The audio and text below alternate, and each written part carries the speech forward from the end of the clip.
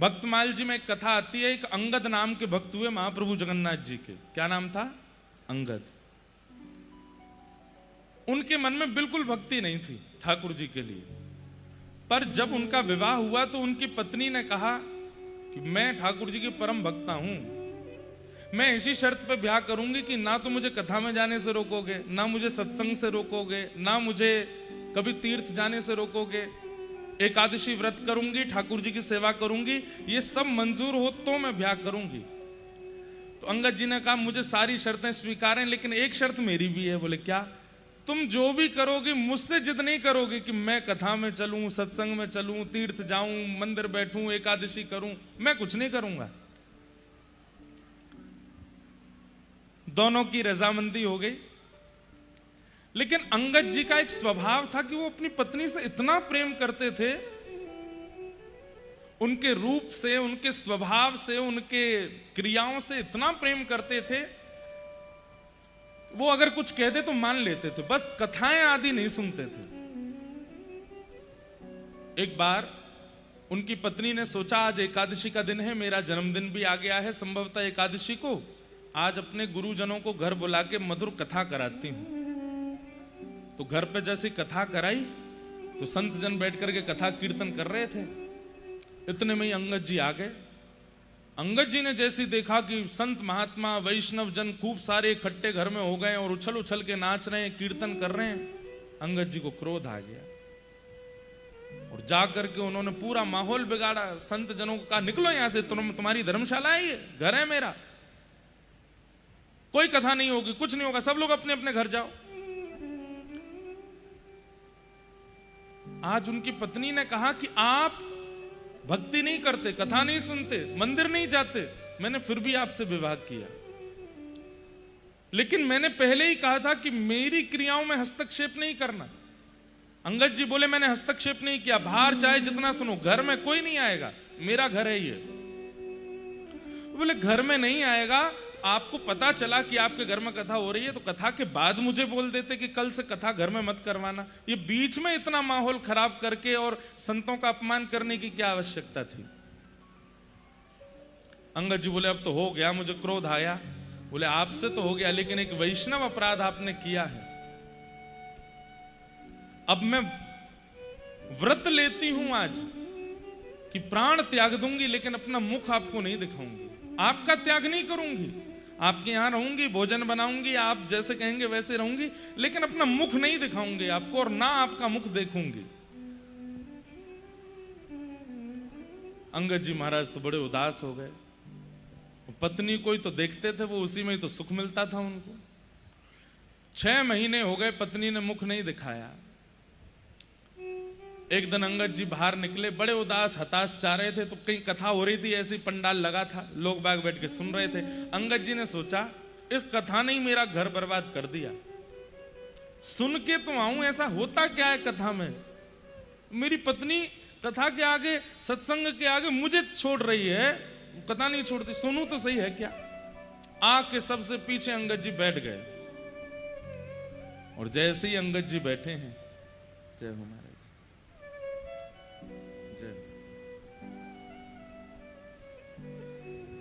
बड़ी कृपा, जय खाटू श्याम भगवान की जय। ऐसा क्या है कथा में? तो कथा में जाके पीछे बैठ गए, अंगद जी सुनने लगे। सुनते सुनते सुनते उनका ऐसा मन लगा, ऐसी रुचि आई, ऐसा प्रेम बढ़ा कथा से, उनको मतलब 6 महीने से जो पत्नी को ना देखने का जो विरह था चित्त में, शांत हो गया। इतना अच्छा लगा। थोड़ी देर बाद सब लोग उठ करके जाने लगे, तो अंगद जी बोले क्या हुआ, आप लोग सब जा क्यों रहे? बोले कथा विश्राम हो गई। अब कब होगी? बोले कल फिर होगी, दोपहर में होगी, 3 बजे से आ जाना। तो अंगद जी महाराज बोले अच्छा मैं आ सकता हूं? बोले हाँ आ जाना। अगले दिन अंगद जी फिर चले गए कथा में, दूसरे दिन फिर सुनी और अच्छा लगा, तीसरे दिन कथा फिर पूरी हो गई, चौथे दिन गए तो वहां कोई आया ही नहीं। किसी से पूछा, बोले भैया क्या हुआ? बोले कथा विश्राम हो गई, 7 दिन की होती है। बोले अब कहाँ होगी? बोले पास के गांव में हो रही है। अंगद जी वहां गए, इतना सुख और इतना रस उनको आने लगा कथा में। अब तो हर जगह कथा सुनने जाते हैं। एक बार उन्हीं के शहर में कथा हुई, पत्नी से बातचीत हो नहीं रही थी, साल भर हो गया था। कीर्तन गाया व्यास जी ने, तो आगे तो पत्नी नाच रही थी और पीछे श्री अंगद जी नृत्य कर रहे थे। अंगद जी का नृत्य ऐसा था कि नेत्रों से अश्रुपात, रोम रोम कंपायमान, प्रेम के सारे लक्षण प्रकट होने लगे। सब लोग उनको देखने लगे। व्यास जी भी मंच से कहने लगे, देखो कैसा अद्भुत भक्त नृत्य कर रहा है। आगे नृत्य कर रही पत्नी ने कहा, मैं भी दर्शन करूं, कौन से भक्त हैं। पीछे देखा तो अंगद जी, ये तो मेरे पति देव है, ये आज नाच कैसे रहे हैं। थोड़ा और पास जाकर के देखा तो नेत्रों से अश्रु, कोई आडंबर नहीं था, वास्तविकता। कुछ नहीं कही, चली गई।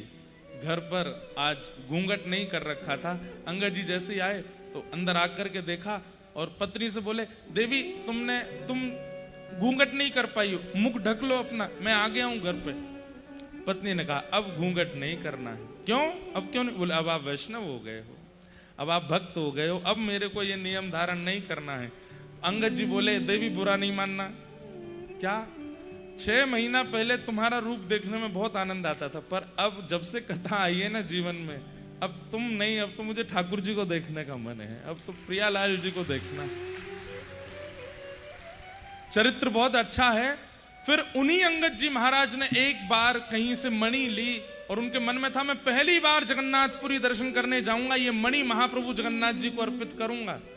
लेकिन राजाओं ने उनको बंदी बना लिया और मणि जब मांगने लगे तो उन्होंने सामने ही सरोवर देखा और जगन्नाथ जी से कहा, नाथ आप कोसों दूर हो मुझसे, लेकिन आप आजान बाहु हो, महाबाहु हो, मैं आपके पास नहीं आ सकता, मेरी मणि को आप स्वीकार करो। और उन्होंने वो मणि उस सरोवर में डाल दी।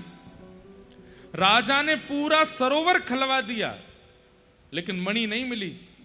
अंगद जी से पूछा, कहां मणि है बता दे। बोले कि जिनके लिए थी उनके पास गई। बोले, अच्छा जगन्नाथपुरी में? बोले, हाँ, चलो लेके चलो इसको बंदी बना के, अगर जगन्नाथ जी के पास मणि नहीं मिली तो तेरा सर धड़ से अलग कर देंगे। हाथों में हथकड़ियां, पैरों में बेड़ियां बांध करके अंगद जी को जब जगन्नाथ मंदिर में लेकर के गए, कपाट खुलते ही देखा तो महाप्रभु जगन्नाथ जी ने उस मणि को अपने मस्तिष्क पर धारण कर रखा था। आज तक महाप्रभु जगन्नाथ जी उस मणि को धारण करते हैं। सोचिए। तो जिन बहन का ये प्रश्न आया कि पति हमारे विमुख हैं, क्या करें? अगर पति धर्म का निर्वहन करते हैं और कथा आदि से इतनी प्रीति नहीं है तो आप इतनी चिंता मत करो। आप भी इनकी पत्नी की तरह कोई नियम ऐसा बना लो कि पति, कुछ मत करना भैया, मैं कहीं पता चली मैं ही फंस गया, कुछ मत करो, ठाकुर जी चाहेंगे तो अपने आप भक्त हो जाएंगे। ब्रज की एक बड़ी मधुर लीला है, मैं बहुत कम सुनाता हूं, चित्रा सखी का चरित्र। बरसाने के पास में गांव है चिकसौली, वहीं की श्री चित्रा सखी थी। कम से कम 4 साल से हमारी वहां की कथा पेंडिंग चल रही है। वहां अकिंचन सुनानी है हमको चित्रा जी को।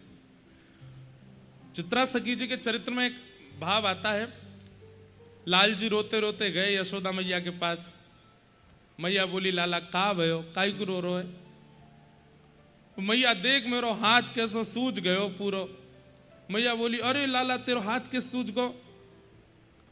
ठाकुर जी बोले, मैया भैया कछु स्वर वर कछु हो तो दे दो नहीं हल्को से। क्या बता रहा था मैं? हाँ, हाथ सूज गए। अब कुछ गाने का मन होता है ना तो स्वर तो चाहिए थोड़ा। तो ठाकुर जी के हाथ सूज गए। मैया बोली, मेरे लाला को हाथ के सूज गो?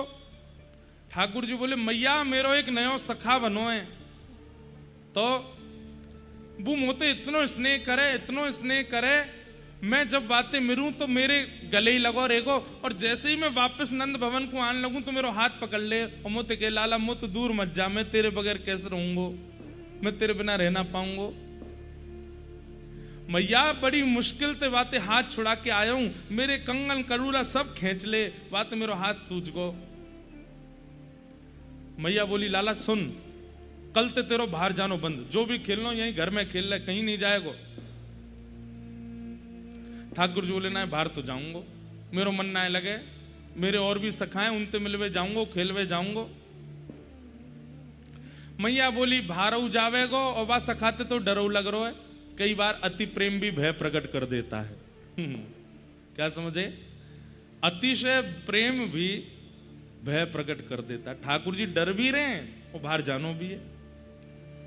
मैं बाहर जाऊंगा मैया फिर तो पकड़ लेगो, फिर ना आन देगो, और वो रोवे चीख चीख के, मोए इतनी दया आवे फिर वापे, मैं कैसे रहूंगा के पास? मैया बोली लाला या को एक ही उपाय है, तू बाहर जानो बंद कर। वो ना बाहर तो जाऊंगा।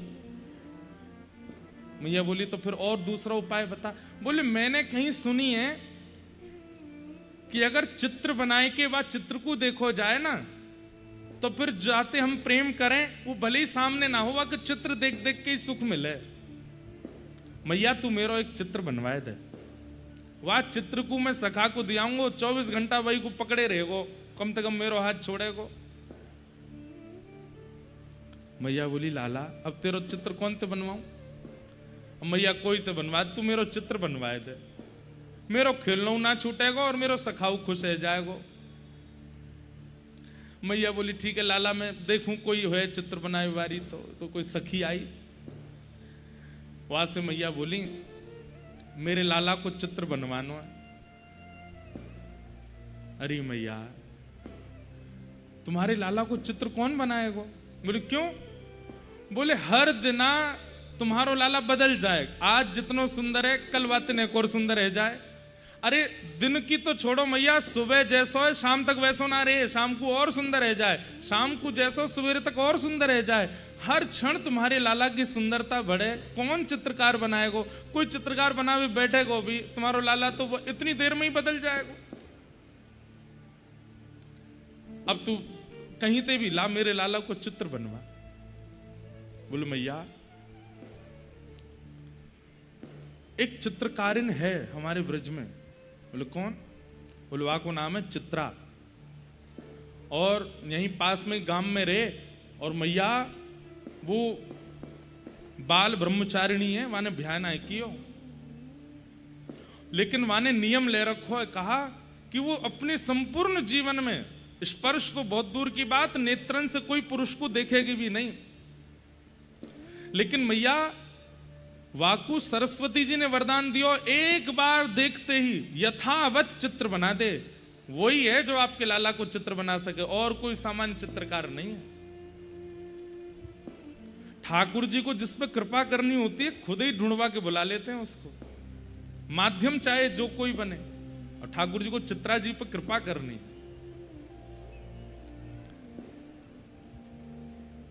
मैया लेकिन बड़ी बात है कि वो पुरुषन ने ना देखे। अरे मेरो लाला पुरुष कहां है? छोटो सो लाला है, बालक है भैया, तो देख सके। और मैया मैं पूछूंगी, वो आवेगी, बोले वो जो कहेगी, जितने रत्न, जितने आभूषण, जितनी मणि वाके चरणन में धर दूंगी मैं, मेरे लाला को चित्र बना। और अब सखा के लिया नहीं, मोए अपने काजे बनवानो है। वहां पीछे कुछ हो रहा है क्या? हैं? इधर देखो। का? अरे तो दशहरा महा कौन सा रावण आगो भैया, इतकू देखो। सब लोग इधर देखो भैया, कथा सुनो। मैया बोली अब वाके सखा के काज नहीं, मोए अपने काजे भी लाला को चित्र बनवानो है। लाला जब वन में जावे तो मोए वाकी याद आवे, तो मैं वो चित्र देख लूंगी। बंधुओं सोचिए चित्र की कितनी महिमा किसी समय पे थी। आज तो बहुत सहज हो गया है, फोटोज, सोशल मीडिया, सब कुछ कहीं ना कहीं थोड़ा हम लोग बहुत इजी हो गए हैं, इसलिए प्रेम भी घट गया लोगों में। प्रेम का मतलब जानना भूल गए लोग। असहजता में भी प्रेम बढ़ता है। मैया बोली तू चित्रा को लेके आ, वही ते अपने लाला को चित्र बनवाऊंगी। सखी गई है, चित्रा सखी को लेवे। यहां ठाकुर जी मैया की गोद में बैठे, मैया तू मेरा चित्र बनवाए रही है? बोले हाँ लाला, एक चित्रा सखी आ रही, वो बनावेगी। मैया कैसो बनवावेगी? बोले जैसो है वैसो बनवाऊंगी। मेरे हाथ ऐसे बनवाइयो मैया? बोले हाँ ऐसे बनवाऊंगी। मेरे पाँव ऐसे बनवाई दियो मैया? बोले हाँ ऐसे ही बनवाऊंगी। ठाकुर जी बोले जे वारो मुकुट पहन के आऊंगा मैया वो बनवाइयो। बोले हाँ वही बनवा दूंगी। मैया बोली लाला तू कहनो तो कुछ और चाह रहो, बताए दे असली बात। बोलो मैया ने एक बात यूं कह दियो कारो रंग ने कम डारे ने गोरो बनाए दे, मैया ज्यादा वो सांवरो नहीं बनावे। अरे लाला तू कैसी बात कर, जैसो वैसो ही तो बनवाऊं ना, ऐसा तो मैं हूं मैया। अब चित्रकार तो पलट फेर कर सके ना, दारी को ब्रह्मा मेरे पास आयो नहीं आते गोरो बनवा तो खुद को, लेकिन ये चित्राणी तो आ रही है ना, याद ने गोरो बनवाए दियो मुझे।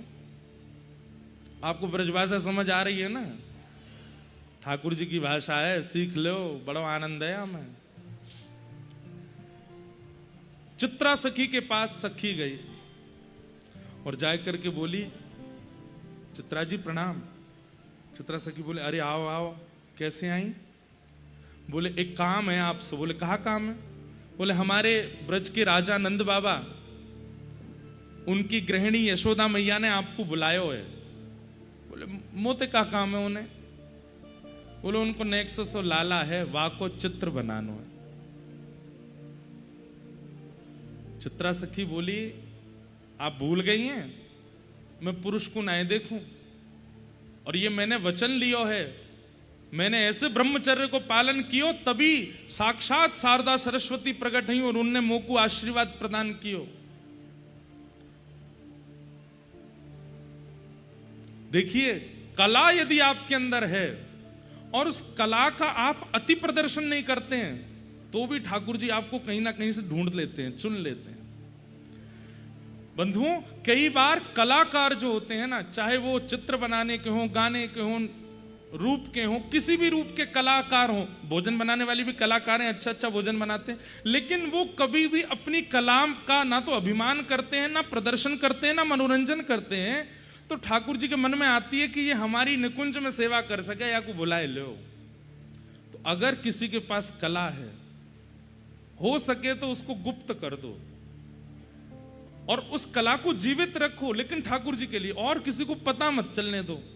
ठाकुर जी की इच्छा हो गई तो आपकी उस कला से आपको निकुंज में बुला लेंगे। भजन की भी आवश्यकता नहीं पड़ेगी, नाम की भी आवश्यकता नहीं पड़ेगी, कला से ही ठाकुर जी आमंत्रण कर लेंगे। जैसे ये चित्रा सखी अष्ट सखियों में हैं और इनकी सेवा ठाकुर जी बहुत प्रसन्न होते हैं इनकी सेवा से। ठाकुर जी को श्रृंगार करने की सेवा इन्हीं की है, पत्रावली बनाना, लेकिन ये सब तो बाद में हुआ ना, उससे पहले ठाकुर जी चुन रहे हैं अपने निकुंज के लिए सखी को। तो सखी ने जाके कही कि मेरे यशोदा मैया के लाला को चित्र बनाना। चित्रा सखी बोली मैं पुरुष दर्शन नहीं करती, मैं नहीं जाऊंगी।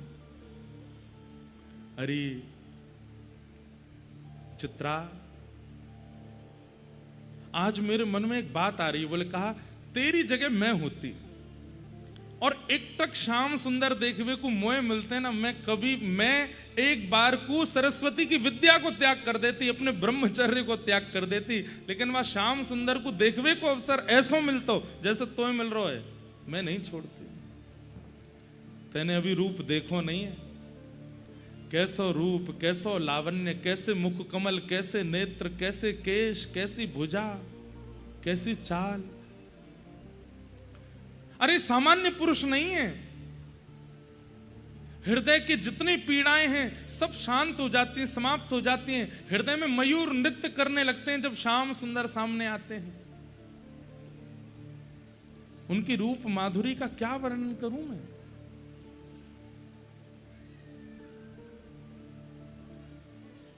जादूवर, मीराबाई का पद है, जादूवर लागत है मोहे प्यारो, जादूवर लागत है मोहे प्यारो, जादूवर लागत है मोहे प्यारो, जादूगर लागत है मोहे प्यारो, जादूवर लागत है मोहे प्यारो, जादूगर लागत है मोहे प्यारो,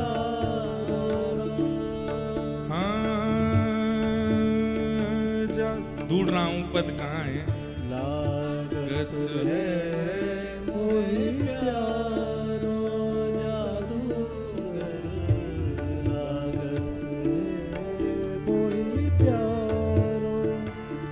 लागत है मोहे प्यारो जादूगर, लागत है मोहे प्यारो जादूगर, लागत है मोहे प्यारो जादूगर, लागत है मोहे प्यारो जादूगर, लागत है मोहे प्यारो जादूगर, लागत है मोहे प्यारो। कैसो है। जमुना तीर नित धेनु चरावे, यमुना तीर नित धेनु चरावे, यमुना तीर नित धेनु चरावे, यमुना तीर नित धेनु चरावे, ओढ़े कामर कारो, हाँ ओढ़े कामर कारो, हो सुंदर वदन कमल दल लोचन, सुंदर वदन कमल दल लोचन, पीतांबर पटवारो, हाँ पीतांबर पटवारो, ओ जादूगर लागत है मोहे प्यारो, जादूगर लागत है मोहे। बंधुओं, मतलब ऐसा कॉम्बिनेशन आपने कभी नहीं सुना होगा। यमुना जी कारी, ठाकुर जी की गैया धौरी कारी, और वहां में श्याम सुंदर बीच में, और वो भी कारी कमरी पहने। मतलब दूर से देखवे वारे इनको तो बड़ा ध्यान लगाना पड़े तब जाकर के ठाकुर जी दिखाई दे में। कैसे पता चले श्याम सुंदर कौन है। इसलिए ठाकुर जी क्या करते हैं, गैयाओं की जो चरणों की रज है वो उड़ करके ठाकुर जी के मस्तक पर पत्रावली बना लेती है। तो नीला मुख है, लेकिन जब मिट्टी के से रंग की रज जाकर के ठाकुर जी के मुख से लगती है तो दूर से वैष्णव जब दर्शन करते हैं तो मुखमंडल दिख जाता है। पीतांबरी पहन करके ठाकुर जी अपने सुंदर रूप का प्रकाश कर देते हैं। पर ठाकुर जी कैसे, नीली यमुना, नीले स्वयं और नीली धौरी गैयान के बीच में चले, ऐसे लगे कोई जादूगर चल रहे हो। मीराबाई कहती है जादूगर, इनसे बड़ो जादूगर कोई नहीं है, सबसे बड़े जादूगर ओ जादूगर लागत है मोहे प्यारो, जादूगर लागत है मोहे प्यारो, मीरा के प्रभु गिरधर नागर, मीरा के प्रभु गिरधर नागर, मीरा के प्रभु गिरधर नागर, मीरा के प्रभु गिरधर नागर, जीवन प्राण हमारो,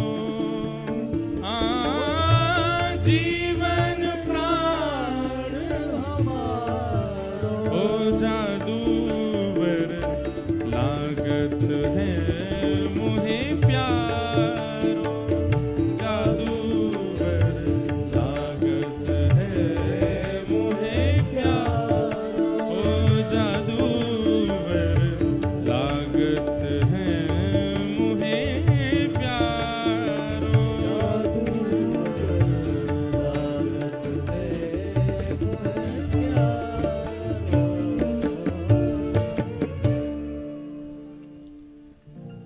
अद्भुत छवि है ठाकुर जी की। जो सखी चित्रा सखी को बुलाने के लिए गई है, कह रही है कि अरे चित्रा तू, मैं क्यों ना भाई, क्यों, मैं मना नहीं करती, मैं तो पहुंच जाती और एक टक श्याम सुंदर को निहारती।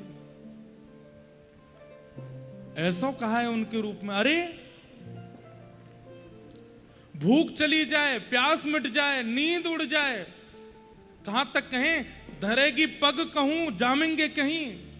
ऐसा रूप लावण्य है, नेत्र ऐसे हो जाएंगे कि तृप्त है गए, कान ऐसे हो जाएंगे स्वर सुन के कि तृप्त है गए, हृदय ऐसे हो जाएगा कि अब कछु देखना ही नहीं है, एक ठौर मिल गई है। ऐसे हैं श्याम सुंदर। चित्रा के मन में तो अभी भी ये नहीं आया कि वो परमात्मा है, अभी भी आया ऐसा क्या है उस बालक में। ठीक है देख, वैसे तो मैं पुरुषन को देखूं नहीं हूं, लेकिन तू इतनी महिमा कह रही है तो मैं जाऊंगी, देख। बोले हाँ जाओ। और ये ज्यादा जो थोड़े बहुत अहम में और थोड़े घमंड में जाते हैं ना ठाकुर जी के पास, उनके चूर करने के लिए तो ये बैठे ही रहते हैं। चित्रा सखी कही है, देखूं तो सही, ऐसा कहा है भाई, इतनी महिमा गा रही है वाला ला की। चित्रा सखी आई द्वार पर, यशोदा मैया बाहर आई। यशोदा मैया का भी स्वभाव है, वो सबको भीतर नहीं बुलाती, बाहर ही मिल लेती हैं सबसे, क्योंकि यशोदा मैया का भी ये मन है मैं लाला ना दिखाना पड़े, मैं ही बता दूं और ये सुन के बना दे। तो मैया गई, अच्छा तुम ही हो चित्रा? बोले हाँ मैं ही हूं। मैया आप जल्दी अपने लाला को मुख दिखाए दो, एक बार देख लूं, फिर चली जाऊंगी, बनाऊंगा को चित्र। कितने दिन लगेंगे? बोले कल सुबह तक दे दूंगी। बोले इतनी जल्दी? सरस्वती जी की कृपा है मुंह पे, एक बार कोई दिख जाए, एक झलक देखते ही सब बता दूंगी कैसे बने वो चित्र। अच्छा देख, मेरो लाला बड़ो सीधो है, बड़ो भोरो है, ऐसा गोल मटोल सा वाको मुखमंडल है, कमल जैसे वाके नेत्र हैं, सुंदर घुंघराले केश हैं। वो घुंघराले केश कभी कभी यहाँ आगे को आ जाएं, पीछे तक लटके रहें, उनमें यहाँ जूड़ो बनाए के ऊपर मोर पिछ पहने, हाथन में कड़ूला।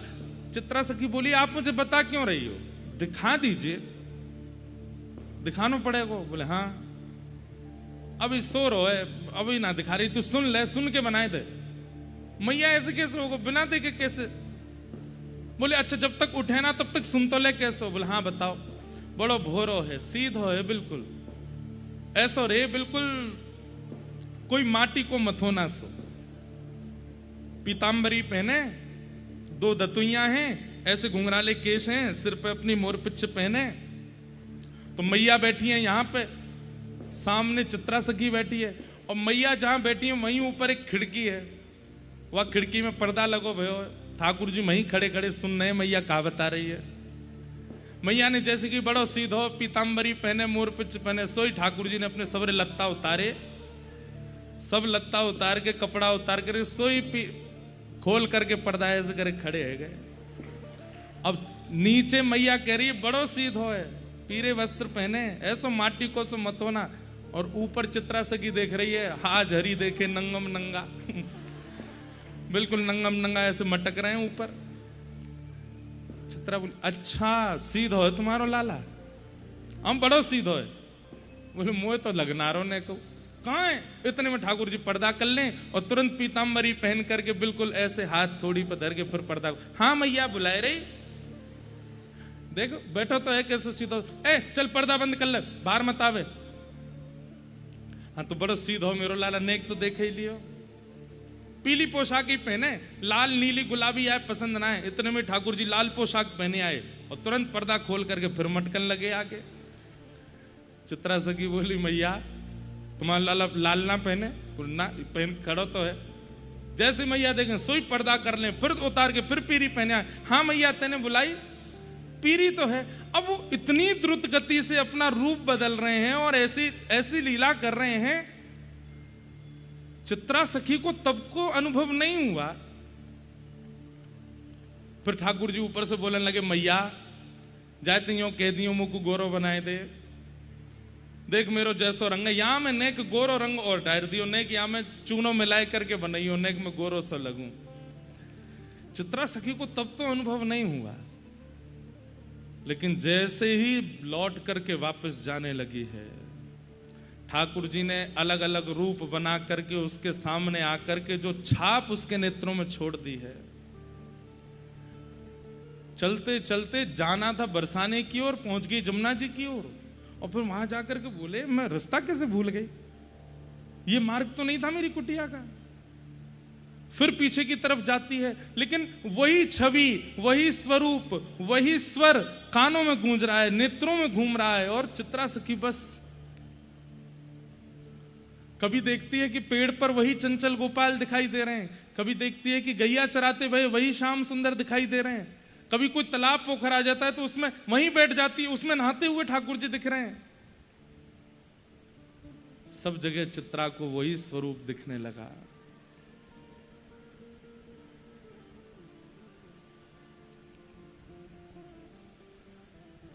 लौट करके गई, रात भर सोचती ही रही है, कभी किसी रूप में, कभी किसी रूप में, कभी किसी रूप में ठाकुर जी ऐसे दिखने लगे। अब तो ऐसी स्थिति हो गई चित्रा की कि अब बिन देखे रह नहीं पा रही है, व्याकुल हो रही है, और मन में विचार कर रही है कि मैं कैसे पाऊं, कैसे जाऊं। अब जैसे ठाकुर जी पर्दा खोल करके बार बार बंद करके नंद भवन में आ रहे थे, ऐसे ही चित्रा सखी के कक्ष में आ गए। चित्रा सखी बैठी है, हाथ में कागज लेकर के कुछ बनाना चाह रही है, इतने में ही उसको आवाज आती है तो देखती है वहां पर्दा पे ठाकुर जी खड़े हैं, और वहां पे भी वैसी लीला कर रहे हैं, कभी नीली पोशाक पहन के आ जाए। चित्रा सखी के अरे आओ सामने बैठो, मैं देखूं तुमको बनाऊं, तो ठाकुर जी हंस के वहां से भाग जाते हैं। चित्रा सखी जब जाके देखती तो वहां कोई भी नहीं।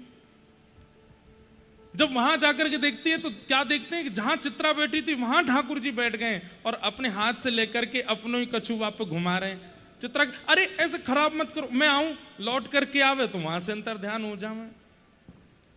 ऐसी स्थिति कर दी चित्रा की, व्याकुल हो गई, ढूंढने लगी कहां है श्याम सुंदर। तभी वो सखी आ गई, बोले अरे तू मिल आई, श्याम सुंदर को देख आई। चरणों में गिर गई, बोले आपने क्या दिखा दिया मुझे, ये किसका दर्शन कराया। वो कभी यहाँ खिड़की पे बैठते हैं, कभी यहाँ पर आकर के मेरे आसन पे बैठ जाते हैं, कभी कुछ कहते हैं, कभी कुछ कहते हैं, ये कैसी लीला है। और मुझे वही वही क्यों दिख रहे हैं, दिख भी रहे हैं और मन भर भी नहीं रहा है। बोले मैंने तो बताई ना तुम्हें कि वो सामान्य नहीं है, तुम उनका चित्र बनाओ तभी तुम्हारे चित्त को शांति मिलेगी। चित्रा सखी चित्र बनाने बैठी, 2 दिन निकल गए हैं, अभी तक प्रारंभ भी नहीं कर पाई है, ठाकुर जी का चित्र नहीं बन पा रहा है। यहां पर यशोदा मैया बार बार सखियों से पूछवा रही हैं, अरे पूछ के आओ चित्रा ने चित्र बनाया हो कि नहीं, नहीं बना पाई। तब अंत में चित्रा अपनी विद्या का जो इतना उनको गुमान था, अपनी उसका इतना ब्रह्मचर्य का इतना गुमान था, सब नष्ट हो गया। अपनी सरस्वती बाग देवी उनको सिद्ध थी, तुरंत हाथ जोड़ करके कहा हे मैया प्रकट हो। प्रार्थना करने लगी, सरस्वती मैया प्रकट हो गई। प्रकट होकर के बोली कहो चित्रा क्या बात है। मैंने एक स्वरूप देखा है और वो रूप जब से देखा है वो रूप मेरे नेत्रों में बस गया है, चित्त में बस गया है, रोम रोम में बस गया, पर चित्र के रूप में प्रकट नहीं हो पा रहा है। सरस्वती मैया बोली किसको देखा। बोली यशोदा जी के लाला नंद नंदन। सुनते ही सरस्वती जी आसन पर, तुम उनको देख के आई हो, तुम उनका दर्शन करके आई हो। बोले हाँ। बोले श्री कृष्ण चित्त में है, मस्तिष्क में है, रोम रोम में है, लेकिन प्रकट नहीं हो पा रहे हैं। इसका मतलब है तुमसे कोई अपराध बना है, कोई तो अपराध तुमने किया है। चित्रा बोली मैंने कोई अपराध नहीं किया, मैं तो कभी कुटिया से जाती नहीं, किसी का क्यों अपराध करूंगी। सरस्वती बोली हमें देखने दो क्या अपराध है। तब सरस्वती जी ने अपराध ढूंढा और अपराध क्या मिला कि जब बरसाने की सब सखियां श्री जी के साथ में दही बेचने के लिए जाती हैं, श्री जी दही बेचने नहीं जाती, श्री जी का मन नहीं लगता तो सब सखियों के संग जाती हैं।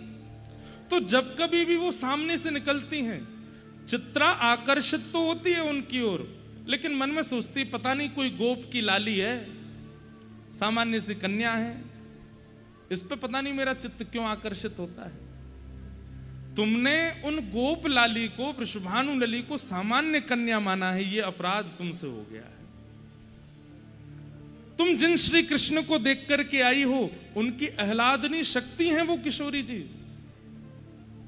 जब तक तुम उनको उस भाव से नहीं देखोगे, तब तक श्री कृष्ण चित्र में प्रकट नहीं होंगे। तुम्हारा उनके प्रति अपराध बना है, उस अपराध को दूर करो। सोचिए ठाकुर जी कैसे लीला कर रहे हैं। चित्रा सखी को अपने पास बुलवा के, रोम रोम को व्याकुल करके, और फिर सरस्वती जी को प्रकट करवा के उसका अपराध बता रहे हैं कि तुमने श्री जी के प्रति अपराध किया है। तुम उनको सामान्य गोप कन्या समझते हो। चित्रा सखी दौड़ करके गई, सखियों के बीच में श्री वृषभानु नंदिनी बैठी हैं, जाकर के चरणों में प्रणाम किया। हे महारानी, हे करुणामयी, कृपा करो। मैंने आपको सामान्य गोप कन्या समझा, सामान्य एक स्त्री माना, और आपके प्रति कई दुर्भाव मेरे चित्त में आ गए थे। चित्रा सखी जी के मन में कभी कभी यह भाव भी आ जाता था कि भले ही कितनी भी सुंदर हो, भले ही कैसी भी हो, पर मेरी जैसी ब्रह्मचारिणी थोड़ी है इस पृथ्वी पर। मुझे क्षमा कर दें, मेरे मन में ये अपराध आ गया। किशोरी जी ने तुरंत हाथ फेर करके हृदय से लगाया, अरे चित्रा, तो को मैंने स्वीकार किया। अरे ललिता विशाखा, या को तिलक करो, या को लीला में लेके चलेंगे। क्यों इतना विरह व्याकुल है रही है? बोले पहली तुम मुझसे अपराध हुआ, अपराध को क्षमा करें, और दूसरा मेरे पास विद्या है कि मैं एक बार किसी को देख लूं तो वह को स्वरूप प्रकट है जाए। मैंने नंद नंदन मोहन देखे, अभी तक उनका चित्र प्रकट नहीं हो पा रहा है। ललिता जी तुरंत बोली, अरे श्री नंद नंदन को चित्र तो किशोरी जी की कृपा से प्रकट होएगा, और कोई में सामर्थ्य नहीं है प्रकट करने की।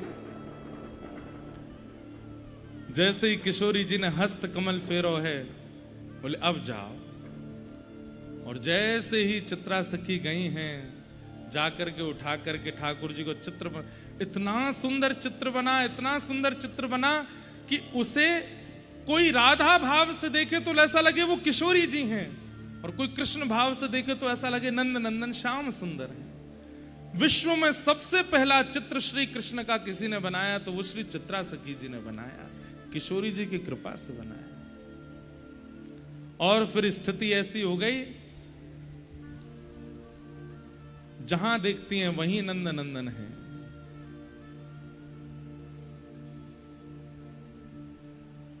दौड़ते हुए गई नंद भवन, जाकर के यशोदा मैया को चित्र प्रदान कर दिया। मैया ने चित्र देख करके बड़ी प्रसन्न हो गई। ठाकुर जी आए, मोह दिखाओ कैसे लग रहा हूं। ठाकुर जी ने आकर के देखी, अहरी चित्रा, तो ते मैंने बार बार कहीं ने गोरो बनाई दियो, तेने कारो ही कर दियो। नहीं श्याम सुंदर, श्री वृषभानु नंदिनी को स्मरण करके देखो। जैसे ही किशोरी जी को स्मरण करके देखो तो तप्त कांचन गौरांगी, वो तो किशोरी जी प्रकट हो गई। ऐसा अद्भुत चित्र बनाया कि श्याम सुंदर भी हैं, किशोरी जी भी हैं। ठाकुर जी रीझ गए चित्रा पर। यशोदा मैया बोली, अब तू बता दे, मैं तुमको कहा दूं। बोले मैया कछु मत दो बस। बोले ना बता, कहा चाहिए। बोले मांग लूं। बोले हाँ मांग ले। बोले अपना पुत्र मुझे दे दो, ये कन्हैया को मोह प्रदान कर दो। यशोदा मैया व्याकुल है गई, चरणन में गिर गई। अरे तू कहां मांग रही है, कछु और मांग ले, लाला को काई कुछ चाहिए। बोले कि देनो तो बस ये दो, बाकी नहीं तो मैं खाली हाथ चली जाऊंगी। ठाकुर जी आए, चित्रा सखी को एकांत में ले गए और बोले तुम मैया से ऐसे मत करो, मैया नहीं तो व्याकुल प्राण त्याग देगी। चित्रा सखी बोली, श्याम सुंदर मैं रह नहीं पा रही हूं आपके बिना, अब आपको देखे बगैर चित्त नए लग रहा। ठाकुर जी बोले मैं वचन दे रहा हूं, मैं सदा तेरे पास रहूंगा, एक रूप से सबरी लीला करूंगा और एक रूप से चित्रा की कुटिया में ही रहूंगा, चित्रा चिकसौली में ही रहूंगा। तू जा, अब तू जहां देखेगी वहां मोह पावेगी, मेरो आशीष है। तेने मोकू और वहां श्री जी दोनों उनको प्रसन्न कर दियो है। या प्रसन्नता के फलस्वरूप हम तो को नुकुंज में लेंगे, और दूसरी प्रसन्नता तू जहां चाहेगी जब चाहेगी तब मेरो दर्शन कर लेगी। जा। और चित्रा सखी निकल पड़ी, जहां देखती हैं वहीं श्याम सुंदर है। ये देखो श्याम, ये देखो श्याम, यही तो है मेरे जीवन का। ये देखो श्याम, ये देखो श्याम, यही तो है मेरे जीवन का। नैनाभिराम बंक मुस्कान, नैनाभिराम बंक मुस्कान, बोह मरोड़ लजावत काम, बोह मरोड़ लजावत काम। कैसे हैं ठाकुर जी? चित्रा सखी गा रही है, नैनाभिराम, नेत्र कैसे हैं? बोले या तो देखेंगे नहीं किसी को, और एक बार कोई को देख लें तो इनके नेत्रन को देखवे वारो और कोई को नहीं देख पावे। नैनाभिराम और बंक मुस्कान, टेढ़ी सी मुस्कान है। जैसे टेढ़े पूरे हैं वैसी मुस्कान भी टेढ़ी है इनकी। और बोह मरोड़ लजावत काम, जैसे ही अपनी बोह मरोड़ते हैं, बोह उठाते हैं, तो दूर खड़ा हुआ कामदेव मोहित होकर के गिर जाता है इनके ऊपर। ये देखो श्याम, ये देखो श्याम, यही तो है मेरे जीवन प्राण। ये देखो श्याम, ये देखो श्याम, यही तो है मेरे जीवन प्राण। ये देखो श्याम, ये देखो श्याम, ये देखो श्याम, ये देखो श्याम, यही तो है मेरे जीवन प्राण। यही तो है मेरे जीवन प्राण। ये देखो श्याम, ये देखो श्याम, यही तो है मेरे जीवन प्राण। ये देखो श्याम, ये देखो श्याम, यही तो है मेरे जीवन प्राण। नाथ द्वार में इस बार जब कथा हुई लाल जी का उत्सव, तब चित्रा सखी जी का यह भाव प्रकट हुआ था। आज पूर्ण भाव कथा उस समय अधूरी सुनाई थी चित्रा जी की। आज सुबह में रासलीला ही देख रहा था, और नित्य रासलीला कथा सुनते रहते हैं, तो वहां चित्रा सखी जी का पूर्ण भाव आया। और संभवतः आज पर एक प्रश्न भी वही आ गया कि श्री जी के प्रति ज्यादा रुझान है, ठाकुर जी के प्रति नहीं है। तो यहां अपने आप ही ये भाव आ गया कि ठाकुर जी चित्रा सखी को भी तब स्वीकार करते हैं जब वो श्री जी की शरणागति लेती है। दोनों में समान भाव रखे, एक के प्रति रुझान अधिक है। आप भले ही श्री राधा राधा नाम उच्चारण करो, पर चित्त में कृष्ण रहने चाहिए। भाई राधा नाम किसको सुनाते हो आप? कोई सुनने वाला हो तभी सुनाना चाहिए ना। चित्त में श्री ठाकुर जी को विराजमान करो, ललिता जी को विराजमान करो, विशाखा जी को विराजमान करो, श्री राधा उनको सुनाओ। कभी बोरियत नहीं होगी, कभी आलस नहीं आएगा, कभी भी नाम के प्रति जो रूखापन चित्त में आ जाता वो नहीं होगा। क्यों? सुनने के लिए ठाकुर जी बैठे हैं चित्त में। श्री कृष्ण नाम उच्चारण करते हैं तो चित्त में श्री किशोरी जी को विराजमान करो। और सबसे बड़ी बात बताऊं बंधुओं, अपने गुरुदेव को विराजमान करो। ठाकुर जी नहीं आ रहे, किशोरी जी नहीं आ रही, गुरुदेव को विराजमान चित्त में करो और नाम उनको सुनाओ। मानो गुरुदेव आज्ञा कर रहे हैं, मेरी सेवा करो, काहे कि नाम सेवा करो, और श्री युगल नाम अपने गुरुदेव को सुनाओ। कभी भी ये पक्षपात नहीं करना है ठाकुर जी के बीच में और किशोरी जी के बीच में।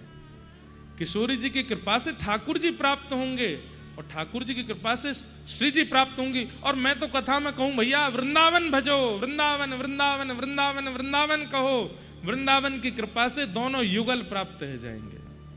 वृंदावन को भजो। वृंदावन जितनो हो सके। अरे नाम जप में भी, माला में भी वृंदावन वृंदावन जप लिया करो। वृंदावन भजोगे, यमुना जी कृपा करेंगी, गोपेश्वर कृपा करेंगे, गिरिराज जी कृपा करेंगे, व्रजवासी कृपा करेंगे, श्री जी कृपा करेंगे, ठाकुर जी कृपा करेंगे, अष्ट सखियां कृपा करेंगी, अष्ट सखा कृपा करेंगे, नंद बाबा कृपा करेंगे, यशोदा मैया कृपा करेगी। क्योंकि वृंदावन ही तो सबको धारण करके रखता है। वह वृंदावन को भजो। वृंदावनम संप्रविश्य सर्वकाल सुखावहम गोप गोपी गवाम सेव्यम पुण्याद्री तृणवीरुधम। ठाकुर जी गोकुल से अब वृंदावन आ गए हैं और वृंदावन आकर के ठाकुर जी मधुर मधुर लीला कर रहे हैं। यहां आकर के ठाकुर जी ने प्रथम वन भोज किया। अच्छा, ठाकुर जी की लीला में अनेकतर सारी लीलाओं का प्रारंभ वृंदावन में हुआ। नंद भवन से बाहर निकलना ठाकुर जी का वृंदावन में शुरू हुआ, गौचारण वृंदावन में शुरू हुई, गोवर्धन पूजा वृंदावन से शुरू हुई, रास बिहार वृंदावन से शुरू हुआ, वेणु वादन वृंदावन से शुरू हुआ, वन चारण वृंदावन से शुरू हुआ, वन भोज वृंदावन से शुरू हुआ। सबका प्रारंभ ठाकुर जी ने वृंदावन में किया है। सबसे पहले ठाकुर जी ने वन भोज किया। विब्रद वेणुम जठर कपड़ो श्रांग वेत्रे च कच्छे वामे पाणे मृषण कवलम तत्फलम लांगुलीषु तिष्ठन मध्ये सुपिद सुहृदो। ठाकुर जी आज सब ग्वाल बालन के संग में वनभोज करने गए। कैसे जाते हैं ठाकुर जी? यहां तो अपनी वेणु लगा लेते हैं, इधर गैया बुलावे वारो श्रृंगी लगा लेते हैं। वामे पाणे मृषण कवलम तत्फलम लांगुलीषु। अपने एक भुजा में ठाकुर जी रोटी लेते हैं और दूसरी भुजा की उंगलियों के मध्य में भिन्न भिन्न अचार, यहाँ पे मिर्च को, टेंटी को, आम को और नींबू को, और मध्य में यहाँ पे चटनी रखते हैं। एक बार रोटी खा में, फिर यहाँ पे अचार खा लें, फिर चटनी चाट लें, फिर रोटी खा में, फिर कोई सगाते कहे अरे तू काले क्या आयो? लाला मैं तो कढ़ी लेके आऊं। ला खवा मोकू, वहाँ की कढ़ी खा लें। अरे तू काले क्या आयो? बोले मैं तो गोभी को साग लाऊं। ला तू भी खवा मोकू। तू काले क्या आयो? बोले मैं बाजरे की रोटी लाऊं। तू भी खवा मोकू। सबके हाथ से ठाकुर जी पाते हैं और सबकी सामग्री जिसकी अच्छी लग जाती है उससे कहते हैं ले तू मेरो वारो पा, मोए अपनो वारो दे दे। ऐसे ठाकुर जी सब सखाओं के साथ में प्रसाद पाते हैं। बंधुओं एक बात बोलें, ठाकुर जी का भोग अब वैसे तो हमारे यहाँ भी ऐसे थाली में ही लगता है, वास्तव में ठाकुर जी का भोग कैसे लगना चाहिए? सबरी सामग्री जितनी बनी है पूरी की पूरी ठाकुर जी के आगे। कढ़ी बनी है, खीर बनी है, रोटियां बनी हैं, साग बना है, उनके एक अलग बर्तन रखो बड़े बड़े, और ठाकुर जी के सामने तो रखो थाल, कटोरी, चम्मच खाली, और बाकी सब सामग्री नीचे पधराए दो। अब वो संप्रदायों में भी अलग अलग भाव है। कहीं पर ऐसा भाव है कि मैया ठाकुर जी को प्रसाद पवा रही हैं, जैसे पुष्टि मार्ग में भाव है कि मैया पर पवा रही हैं। तो पुष्टि मार्ग में नियम ऐसा है, सब सामग्री थोड़ी थोड़ी थाल में लो, सामग्री नीचे रख दो, थाल ऊपर रखो, और फिर अपने हाथ से ठाकुर जी के मुख के पास 5 बार अपने हाथ से पवाओ, और फिर उसके बाद पर्दा करके चले जाओ। वृंदावन की कई रीतियों में किशोरी जी पवाती हैं ठाकुर जी को, ठाकुर जी पवाते हैं किशोरी जी को, परंतु पूरी पूरी सामग्री धरनी चाहिए ठाकुर जी के आगे, थाल नहीं। लेकिन अब पूरी नहीं धरते, थाल ही बहुत है। लेकिन किसी के घर पे अगर विस्तृत सेवा है और वो कर सकते हैं तो पूरी पूरी सामग्री जितनी बनी है सब ठाकुर जी के सामने पधराओ, और ठाकुर जी के आगे थाल आदि सब रख दो। जय जय, यहाँ में नेक हमने पधराई दियो, और बाकी आपको जितनो योग्य लगे सब सखान को बुलाए लो, सकीन को बुलाए लो, श्री जी को बुलाए लो, और सबके संग बैठ के आप प्रेम से पाओ। और फिर उसके बाद एक समय निश्चित कर लो, इतनी देर बाद हम आएंगे, ठाकुर जी को बता के जाओ, और उतनी देर का अवकाश करके फिर भोग प्रसाद उठाने जाओ। ऐसे नियम से भोग, और मिष्ठान ठाकुर जी की ओर होना चाहिए। थाल भी गोल है तो मीठा जो है वो ठाकुर जी के सामने हो। ठाकुर जी मिष्ठान से प्रारंभ करें। ऐसे ठाकुर भोग की बड़े नियम है, बड़ी विधि है, उससे ही भोग लगता है ठाकुर जी को। लेकिन कभी कभी ठाकुर जी को वन भोज कराया करो। कैसे? इतने बड़े बड़े रोटला बनाओ, कच्चो मत बनाए दियो, जिन पे बनानो आवे वही बनाइयो। बड़े बड़े रोटला बनाओ और रोटलान ने धर के वही पे सब्जी, वही पे चटनी, वही पे अचार, वही पे अच्छा अचार भी वो आपकी टेबल पे जो धरे रहते हैं वो वाले नहीं। ठाकुर जी के अचार ठाकुर जी के हिसाब से अलग ही बनने चाहिए, घर पे बनने चाहिए, बाजार के नहीं। ठाकुर जी को अचार प्रिय है पर घर का बना, और बहुत खट्टा और तीखा नहीं होना चाहिए। सामग्री बनाओ, ठाकुर जी के आगे पधराओ, और कभी कभी एक ही रोटी पे सबरी सामग्री धर के लो लाल जी आज वन भोज करो। आहा, ठाकुर जी वन भोज कर रहे हैं। तभी ठाकुर जी की दृष्टि पड़ी, अरे मधुमंगल कहां गए हो? अरे लाला मटका में कड़ी लेके आयो, दारी को छुप के खा रहा हो, कहीं हम नहीं मांग लें। ठाकुर जी गए दारी के, मैं बताऊं, रुको तुरंत। अच्छा एक बात याद आई, एक ने मुझे प्रश्न किया, महाराज जी आपसे सुन सुन के हम भी आपसी वार्ता में दारी के बोलने लग गए हैं, क्या ये अच्छा है? देखो है तो गारी, लेकिन ब्रज की है। चंडीगढ़ में बोल लो, ब्रजवासी ते मत बोल दियो, बस वृंदावन जाए के मत बोल दियो, नहीं तो बहुत मार पड़ेगी भैया। और ठाकुर जी से भी आप नहीं बोल सकते, ब्रजवासी बोल सकते हैं। कई लोग अपने ठाकुर जी को भी बोलने लगते हैं, हम ब्रजवासी भैया, हमारे अधिकार में कछु चीज है, उनको रहने दो, आप मत बोलियो। आपसी वार्ता में आप बोल लो, ठीक है कोई बात नहीं, ठाकुर जी से नहीं बोलना, ब्रजवासियों से नहीं बोलना। ठाकुर जी गए, मैं देखूं कहां है, देखी तो कोने में बैठ के मधुमंगल सबरी कढ़ी निकारने खत्म है गई है, वाह में बस मटकी में चारों तरफ लगी रह गई, वाकू ले ले करके चाट रो है। ठाकुर जी बोले, अच्छा यहाँ छुप के पाए रहो है? अरे लाला ना ऐसे ना, तो कैसी है तेने मुंह काय को ना खवाई कड़ी? हाथ पकड़ लियो ठाकुर जी ने और बोले, जितनी बची है सबरी खाऊंगो। ना लाला मैंने जानबूझ के ना खवाई, क्यों? 4 दिन पुरानी है, हमारे घर में लाला रोज रोज भोजन ना बने। मैया एक दिन ही छाछ ले आवे घर घर ते और खूब सारी कड़ी बना दे, कड़ी चल जाए सप्ताह 10 दिन। या हमारे लाला, अब तू माने ना है, हमारे छुप के खारों में मधुमंगल ज्यादा संपन्न नहीं है, उसके घर रोज भोजन नहीं बनता। मधुमंगल तो ठाकुर जी के संग ही पाता है प्रसाद। आज ठाकुर जी के नेत्र सजल हो गए, और दिखा मुए ठाकुर जी ने सूंघ के देखा तो खट्टी सुगंधी आ रही थी। ठाकुर जी बोले, पर मैं तो जाइए पाऊंगा। मधुमंगल बोले, लाला नेक सी बची, और जेऊ मैंने यो निकाल के चाट गयो, बची नहीं, अब तो खत्म, अब ना है बची। जल्दी जल्दी चाटवे में मधुमंगल की नाक पे, होठन के ऊपर, गाल पे ने कड़ी लग गई। ठाकुर जी बोले, मोह तो फिर मिल गई। कैसे मिल गई? ठाकुर जी ने दोनों हाथन से मुख पकड़ो और मधुमंगल के मुख को पास लेके जीभ निकाल के चाट गए। नाक चाट गए, गाल चाट गए, होटल के ऊपर चाट गए।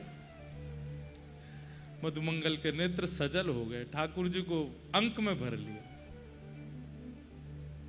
लाला तू इतनो प्रेम काय को करे हमते? हम ऐसे भोरे भारे हैं सवरे, हम पे सहूर ना, उठवे को, बैठवे को, चलवे को, पहनवे को कोई सहूर ना है हमें, फिर भी तू इतनो प्रेम काय को करे हमते लाला? बोले, सहूर ना है यही मारे तो मैं प्रेम करूं, सहूर वारे ते प्रेम ना करूं मैं। जिन पे सजवो आवे, सवरवो आवे, चलवो आवे, बैठनो आवे, पहननो आवे, उठनो आवे, सब काम अपनी जिम्मेवारी ते कर लें, वो तो सब जाने। या हमारे उनते ज्यादा मेरो इसने ना, जो कछू ना है जाने, उनकी जिम्मेवारी तो मेरी है ना। मोये उठानो, मोये बैठानो, मोये लेके चलनो, मोये सब करवानो। या हमारे तुम वो बहुत प्यार हो, तुम सबरे ब्रजवासी इतने भोरे हो, या हमारे तुम सब ब्रजवासी में मेरे प्राण बसे। बस मधुमंगल इतनो कर दे, कभी चतुर मत बनियो, ऐसो ही रहियो, सूद हो। मधुमंगल बोलो, लाला तू भी वचन दे। बोले, का तू कबहू हमते छोड़ के दूर मत जाइयो। ये सुनते ही ठाकुर जी भावुक हो गए। ना जाऊंगा, और गयो तो संग ले जाऊंगा, हैं? हाँ लाला। सबरे सखा आए गए, कहा बात है रही है भैया, माँ हम अकेले जोम रहे हैं और यहाँ पे इन दोनों ने बैठ करके सबरी कड़ी खा ली, हम खाएंगे। ठाकुर जी बोले भैया यहाँ में तो कड़ी बची ना है। वो लाला नेक तो बची है, नेक हम खवाए थे, कैसी है? खट्टी कड़ी थोड़ी थोड़ी ठाकुर जी अपनी उंगली से निकाल लें, और नेक कभी, अब जैसे मटके में ऐसे होता है खूब सारी सामग्री, आप हाथ घुमाओ तो यहां लग जाए, इधर लग जाए, इधर लग जाए, इधर, पूरे हाथ पर ठाकुर जी के लग गए। ठाकुर जी बोले भैया अभी आए कैसे खाओगे? जो नहीं पायो सुनो मेरे भैया, जो नहीं पायो सुनो मेरे भैया, मेरी हथेली चाट, मेरी हथेली चाट। अरे भैया देखो ये पूरा हाथ मेरा सन गया, कहीं कहीं लग गई है, दो दो बूंद हैं, चाट लो। तो कहीं तो श्री दामा चाट रहो, कहीं तो तन सुखा, मन सुखा, धन सुखा, सब ठाकुर जी के हाथ को चाट रहे हैं। ये दृश्य आकाश में खड़े खड़े ब्रह्मा जी देख रहे हैं। राम राम राम। अभी तो एक बालक का मुंह चाट गए खुद और अपना हाथ चटवा रहे हैं सबसे। ये परमात्मा नहीं हो सकते। और ब्रह्मा के चित्त में जैसे ही ठाकुर जी के प्रति दोष उत्पन्न हुआ, बंधुओं, इसलिए कभी भी ठाकुर जी की लीला के प्रति, यहां पर कई लीलाएं ऐसी सुनाई जाती हैं भाव में आकर के, कई लोगों के मन में आ सकती हैं बातें कि ये ठाकुर जी कैसे हो सकते हैं, वो ठाकुर जी हैं। आप कहेंगे तो फिर ये लीला कैसे की? भाई व्यक्ति जब प्रेम के अधीन हो जाता है ना, अपने स्तर का त्याग करता है, अपनी स्थिति का त्याग करता है। और क्षमा कीजिएगा, आपका प्रेम स्वीकार करने के बाद किसी ने अपनी स्थिति का त्याग नहीं किया, स्तर का त्याग नहीं किया, अपने ऐश्वर्य का त्याग नहीं किया, वो व्यक्ति आपसे प्रेम नहीं करता।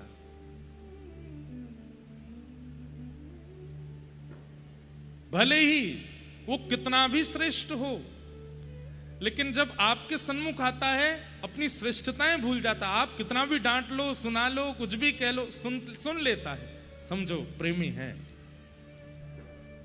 आप कई बार सामान्य स्थिति में चले जाते हैं और आपका प्रेमी बहुत उच्च स्थिति का है, लेकिन आपके पास आकर के वो अपनी उच्च स्थिति का त्याग कर देता है, तो समझो वो प्रेमी है। लेकिन वो 24 घंटे केवल अपनी स्थिति और अपनी योग्यताओं का ही प्रदर्शन करता रहता है, प्रेमी नहीं हो सकता। श्री ठाकुर जी अति योग्य हैं और हम सामान्य हैं। जब हम प्रेम युक्त होकर के ठाकुर जी के सन्मुख जाते हैं तो ठाकुर जी अपनी अति श्रेष्ठता का त्याग कर देते हैं और हम सामान्यों के पास आ जाते हैं। हमारी सामान्यता को वो स्वीकार करते हैं। ठाकुर जी आज इन ब्रजवासियों से इतने प्रसन्न हैं कि अपनी भगवत तत्वता भूल करके ठाकुर जी इनके साथ लीला कर रहे हैं। परंतु ब्रह्मा के मन में लोभ आ गया और ब्रह्मा ने सब ग्वाल बालों का हरण कर लिया। ठाकुर जी को जब पता चला कि ब्रह्मा ने ग्वाल बालों का हरण कर लिया, तो भगवान ने अपने रूप से ही ग्वाल बाल प्रकट कर लिए और 1 वर्ष तक अपने ही रूप के ग्वाल बालों के साथ लीला करते रहे। 1 वर्ष बाद ब्रह्मा जी को जब लगा कि बहलूपिया, अपने आप को भगवान कहने वाला कन्हैया, रो रहा होगा व्याकुल होकर के, देखने के लिए जैसे ही नीचे आए तो क्या पाया कि जितने ग्वालपाल ब्रह्मलोक में उतने ही नीचे घूम रहे हैं। ब्रह्मा जी बोले असंभव, मैं ब्रह्मा होकर भी एक जैसे दूसरे नहीं बना सकता, जुड़वा भी बनाता हूं तो थोड़ा अंतर होता है।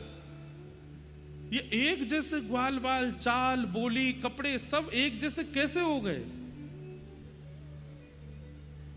ये तो निश्चित परमात्मा है। भगवान से क्षमा मांगी ब्रह्मा जी ने, लेकिन ब्रह्मा जी को भगवान ने क्षमा नहीं किया। नौमिड्यते भ्रभुपुषे तडिदंबराय गुंजावतं सपरिपेच्छल सन्मुखाय वन्यस्त्रजे कवलवेत्र विषाण वेणु लक्ष्मश्रिये मृदुपदे पशुपांकजाय। ब्रह्मा जी ने खूब प्रार्थना की, लेकिन ठाकुर जी ने ब्रह्मा जी को क्षमा नहीं किया। आगे भगवान की और भी लीलाएं हुई, पौगंड लीला हुई, गौचारण लीला हुई। भगवान रोने लगे, मैं गैया चरावे जाऊंगा। तो फिर नंद बाबा ने आकर के कही, लाला तू गैया नहीं, तू बछिया बछड़ा चरावे जा। और छोटे से गोपाल जी आज पहली बार बछिया बछड़ा चरावे के काजे निकले हैं। गोपाष्टमी भी आने वाली है। उस दिन अपने घर के ठाकुर जी का जरूर तिलक कीजिएगा, पूजन कीजिएगा, और ग्वाल संबंधी जो श्रृंगार हो सके ठाकुर जी का करिएगा। हमारे लाल जी उस दिन गौ पाग पहनते हैं। गौ पाग कैसी होती है? उसमें पाग ऐसी बांधी जाती है कि ऐसे लगे दो सींग हैं और नीचे दो कान हैं। तो ऐसे लगे ठाकुर जी गैया बन के ही जाते हैं, बछड़ा बछिया की तरह ही जाते हैं। हल्का श्रृंगार करते हैं, एक श्रृंगी गले में टांग करके चलते हैं। वेणु जी नीचे पधरा दी जाती हैं, ठाकुर जी संग में लेकर के जाते हैं। और कुछ एक पोटली जैसी बना करके छोटी सी छड़ी में लगा करके वो अब पोटली में मिश्री धर दो, बादाम धर दो, और वो ठाकुर जी के संग धरो। ठाकुर जी अपने कंधा पर टांग करके अपनी छाक लेके जा। छाक मतलब वन में भूख लगी क्या खाएंगे, तो लेकर के जाते हैं। और ऐसे ठाकुर जी का उस दिन ग्वारिया वेश बना करके फिर उनकी आरती करना। गोपाष्टमी उत्सव मनाइएगा। मैया खोल दरी केवड़िया, लाला आयो गाय चराय, आयो गाय चराय, लाला आयो गाय चराय, हाँ आयो गाय चराय, कान्हा आयो गाय चराय। मैया खोल दरी केवड़िया, लाला आयो गाय चराय। मैया खोल दे केवड़िया, लाला आयो गाय। महाराज जैसे ही ठाकुर जी पहले दिन आए, जैसे बच्चे स्कूल से आते हैं, कॉलेज से आते हैं, यूनिवर्सिटी से लौट के आते हैं, माताएं खुश हो जाती हैं, विदेश से आते हैं, ऐसे ही यशोदा मैया ने तो चौक पुराए महाराज, दिए जलाए हैं, लाला की बलैया ले वे। अरे मेरो लाला आप बड़ो है गो, गैया चरावे जावे। मैया ने ठाकुर जी की आरती करी है। गोपाष्टमी बहुत प्रिय है ठाकुर जी को। जरूर उस दिन गौ पूजन ठाकुर जी से करवाया करो और ग्वारिया वेश धारण कराया करो। 2 बार अग्नि लगी, दोनों बार भगवान पी गए, वेणु गीत का भाव सुनाया, और अंत में ठाकुर जी आज गोवर्धन पूजा के लिए गए। हम यहीं गोवर्धन पूजा तक आज कथा करेंगे, क्योंकि आज ठाकुर जी का, गिरधर लाल जी का 56 भोग मनोरथ है। और फिर उसके बाद रास रचो है, रास रचो है। आज रास होएगो और पूरा विश्व दशहरा मना रहे हो है। हम शरद पूर्णिमा का आज आरंभ कर रहे हैं। आज और कल दोनों दिन यहाँ पर खूब रास उत्सव रहेगो। हम और बी पराग जी दोनों आज कछु कछु गाएंगे, सुनाएंगे, आप सबके मध्य में रास बिहार करेंगे। और बंधुओं, ये सोच करके मत नाचिएगा कि कोई गाना हो रहा है, संगीत हो रहा है। ये विचार कीजिएगा कि बढ़िया सुंदर शरद पूर्णिमा की चंद्रमा है, आकाश पूरा ये वृंदावन है, हम आप सब लोग गोपी हैं, और हमारे साथ में श्याम सुंदरी हमारी भुजा पकड़ करके नृत्य कर रहे हैं। प्यारे गिरधर लाल जी हमारे साथ में नृत्य कर रहे हैं। नेत्र बंद करके इसी भाव में ही नृत्य कीजिएगा, क्या पता अनुभव हो जाए उनके रास का। आज ऐसा हम शरद उत्सव मनाएंगे। गिरधर लाल जी के 56 भोग लगने हैं। ठाकुर जी ने सब ब्रजवासीन को समझायो, इंद्र पूजा मत करो, पूजने हैं तो ऐसे देवता को पूजो जाके पूजवे से सबरे देवतान की पूजा है जाए। बोले ऐसे कौन है? बोले साक्षात नारायण, और वही नारायण हमारे यहाँ श्री गोवर्धन नाथ के रूप में विराजमान है। बोलो गिरिराज धरण की जय। भगवान सब ब्रजवासियों को लेकर के गिरिराज जी जा रहे हैं। आगे आगे ठाकुर जी अपने कंधा पर एक छड़ी रख करके दोनों हाथ वहां पे लटकाए करके सब ग्वाल बाल आगे आगे हुर हुर करते चल रहे हैं, आवाज करते चल रहे हैं, लाला हमारो नाच तो भयो चल रहा है। सब ब्रजवासियों को लेकर के श्री गिरिराज जी की शरण में ठाकुर जी जा रहे हैं। आहा,